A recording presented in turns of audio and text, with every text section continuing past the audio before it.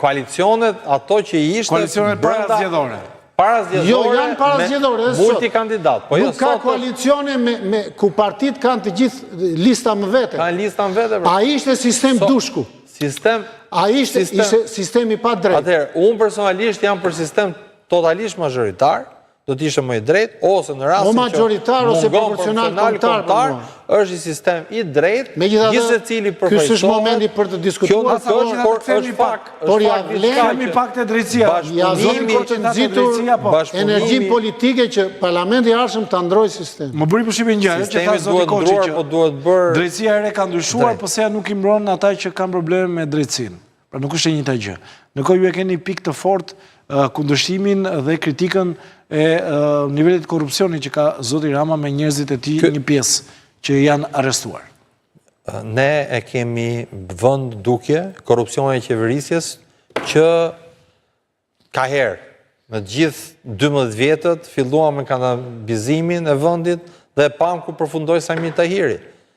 E pam vite mas vite dhe njerëzit kjo është diçka që e ndjen biznesi, e ndjen qytetarët, e ndjen gjithkush. Dhe çështja është që korrupsioni kjo është evidente dhe kjo dihet.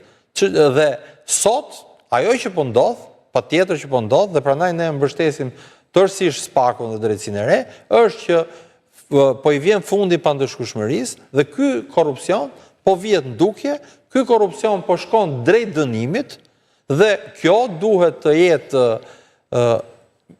diçka që duhet vazhdoj të ndodhi, duhet ndodhi në mënyrë kapilare në çdo rang të qeverisjes deri ke kryeministri i vendit. Gjithsesi cili që duhet mbaj përgjegjësi për atë që ka bërë dhe gjithsesi cili duhet i përgjigjet me veprimet e veta përpara ligjit dhe vetëm kjo mund të na bëjë neve një vend evropian, një vend i cili mund ta aspirojë realisht bëhet evropian. Të bësh evropian nuk do të thënë të bësh retorika dhe tundësh pasaportën se thotë Edi Rama sot do ja pasaportën e BE-s.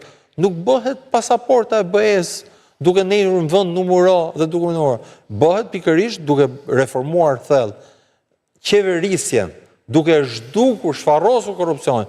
Dhe i vetmi instrument sot, i vetmi entitet sot që po bën diçka në këtë drejtim është SPAK-u dhe prandaj ne si parti Koalicioni Euroatlantik jemi tërësisht, kemi qenë në çdo hap, kemi qenë që kur është votuar dikur si pjesë e reformës drejtësi, SPAK-u, institucionet dhe prokuroria speciale, praktikisht dhe që kërkoja dhe mbështesim, sepse pikërisht duhet vit dita që t'japim fund pandëshkueshmërisë, duhet vit dita dhe shpresojmë që po vjen, që më në fund Shqipëria të ndryshojë dhe të krijojmë një qasje të re, një qasje europiane. Dhe kjo gjë nuk bëhet pa përfunduar përfundimisht kjo fazë e tranzicionit dhe fund tranzicionit në Shqipëri mund të jepet vetëm kur drejtësia të veprojë realisht, veprojë pavarësisht se kush është individi apo pavarësisht kush është po themi pozicioni politik apo qeverisë i cili ka dhe gjithsecili pastaj duhet ta bëjmë më të mirë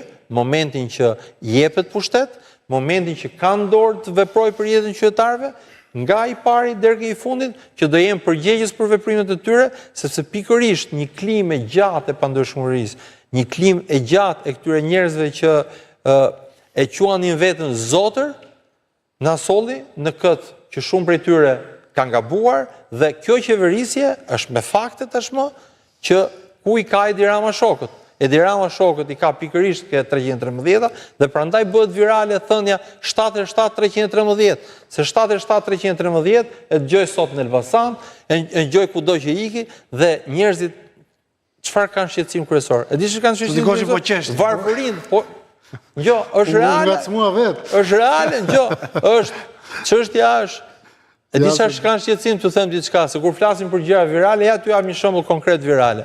Një nga postimet e mia virale, që mund mos duket dhe mu duk, thash, se do dhe ajo analizën e vetë, ishte çfarë?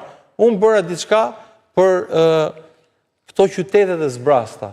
Thash Elbasani është zbrazur, Cerriku është zbrazur, Gramshi është zbrazur, Librashi është zbrazur, Prenjësi është zbrazur.